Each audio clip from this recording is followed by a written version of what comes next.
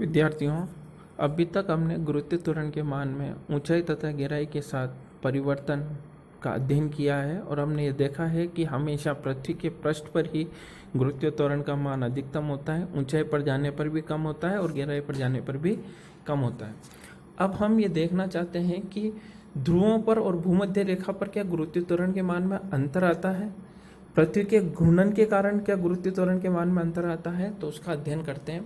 तो हमने सबसे पहले लिखा पृथ्वी के पृष्ठ पर गुरुत्व त्वरण GS = GM/r²। अब इस फॉर्मूले में पृथ्वी का द्रव्यमान m फिक्स, पृथ्वी का गुरुत्व त्वरण GS = GM/r²। पर हम ये देखते हैं कि GS की जो वैल्यू है वो r पर डिपेंड करती है और हमें देखते हैं कि पृथ्वी जो हम पहले गोल मान रहे थे अभी तक की कैलकुलेशन में, वो गोल नहीं है। भूमध्य रेखा पर त्रिज्या थोड़ी सी ज़्यादा आती है, जबकि ध्रुवों की जब हम केंद्र से दूरी निकालते हैं या त्रिज्या निकालते हैं तो वो थोड़ी सी कम आती है, क्योंकि पृथ्वी का आकार पूर्ण रूप से गोलाकार नहीं है, अंडाकार है। तो ध्रुवों की त्रिज्या और भूमध्य रेखा की त्रिज्या में बहुत कुछ थोड़ा सा अंतर आ गया। तो कहाँ की त्रिज्या ज़्यादा होती है? भूमध्य रेखा की। जब भूमध्य रेखा की त्रिज्या r ज़्यादा होगी तो GS कम हो जाएगा। अर्थात भूमध्य रेखा पर अगर हम पृष्ठ पर गुरुत्व त्वरण ज्ञात करेंगे तो कम आएगा, जबकि ध्रुवों की त्रिज्या r कम होने के कारण वहाँ पर गुरुत्व त्वरण ज़्यादा आएगा। तो हमारा जो टॉपिक चल रहा था ध्रुव और भूमध्य रेखा पर, तो क्या अंतर आया? गुरुत्व त्वरण का मान ध्रुवों पर ज़्यादा होता है और भूमध्य रेखा पर कम होता है। ये इक्वेशन नंबर 1 से हमें क्लियर हो रहा है। अब हम यदि इसके अंदर एक और फॉर्मूला है जिससे भी हम इसकी स्टडी कर सकते हैं कि पृथ्वी का अभी तक अपन ने जितनी भी कैलकुलेशन करी है उसमें ये कहीं नहीं माना कि पृथ्वी घूम भी रही है, लेकिन वास्तव में पृथ्वी घूम रही है। और जब भी कोई चीज़ वृत्ताकार पथ में या गोले में अंदर घूमती है तो वृत्ताकार पथ के अंदर कोई भी बिंदु वृत्ताकार पथ के अंदर घूमता है, और जब वृत्ताकार पथ के अंदर घूमता है तो उस पर बाहर की ओर एक अपकेंद्रीय बल लगता है, और जो अपकेंद्रीय बल लगता है वो गुरुत्व त्वरण जो केंद्र की तरफ लगता है और अपकेंद्रीय बल जो बाहर की तरफ लगता है, तो वो गुरुत्व त्वरण के जो गुरुत्वाकर्षण बल लगता है उसके प्रभावी मान को कम कर देता है। तो पृथ्वी के घूर्णन के कारण भी गुरुत्व त्वरण पर असर पड़ता है। तो इसकी जब स्टडी की जाती है, इसका जब फॉर्मूला बनाया जाता है जो हमारे कोर्स में नहीं है, तो इसका जब स्टडी की जाती है तो इससे फाइनल फॉर्मूला आता है कि पृथ्वी के लैम्डा अक्षांश कोण पर गुरुत्व त्वरण का मान G' = GS - ω² r cos² lambda. GS पृथ्वी के पृष्ठ पर जो इक्वेशन नंबर 1 में है वह है, ओमेगा पृथ्वी की कोणीय वेग है, एंगुलर वेलोसिटी है ओमेगा। ओमेगा = 2π/t और t होता है अर्थ का टाइम पीरियड और ओनली ऑन इट्स एक्सिस, अपनी अक्ष पर जो घूम रहा है, तो उसका कोणीय वेग या कोणीय आवृत्ति है। r पृथ्वी की त्रिज्या है, लैम्डा अक्षांश कोण है। अक्षांश कोण भूमध्य रेखा का 0 होता है। जैसे जैसे हम ऊपर ध्रुवों की ओर चलते हैं तो अक्षांश कोण का मान बढ़ता जाता है, ध्रुवों पर अक्षांश कोण का मान 90 डिग्री हो जाता है।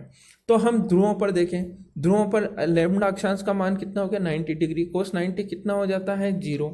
तो हमने इसकी वैल्यू इक्वेशन नंबर 2 में रखी तो हमारे पास आंसर आ गया G' = GS। इसका मतलब ध्रुवों पर गुरुत्व त्वरण GS होता है। GS की वैल्यू कितनी होती है? 9.8 मीटर/सेकेंड²। अब हम इसी की स्टडी कर रहे हैं कि हम कहाँ पर रख रहे हैं? भूमध्य रेखा पर। भूमध्य रेखा पर लैम्डा की वैल्यू 0 और cos 0 की वैल्यू होती है 1। तो हमारे पास आ गया आंसर G' = GS - ω² r। अब हम जो ध्रुवों पर आंसर निकाला था वो तो था G' = GS। भूमध्य रेखा पर जो आंसर निकाला G' वो आया GS - something ω² r, and ω² r is always positive. It means जब हम भूमध्य रेखा पर निकाल रहे हैं मान गुरुत्व त्वरण का तो ω² r से गुरुत्व त्वरण का मान कम हो रहा है। इसका मतलब 9.8 में से ω² r जो भी आएगा 1 2 3 वो माइनस होगा।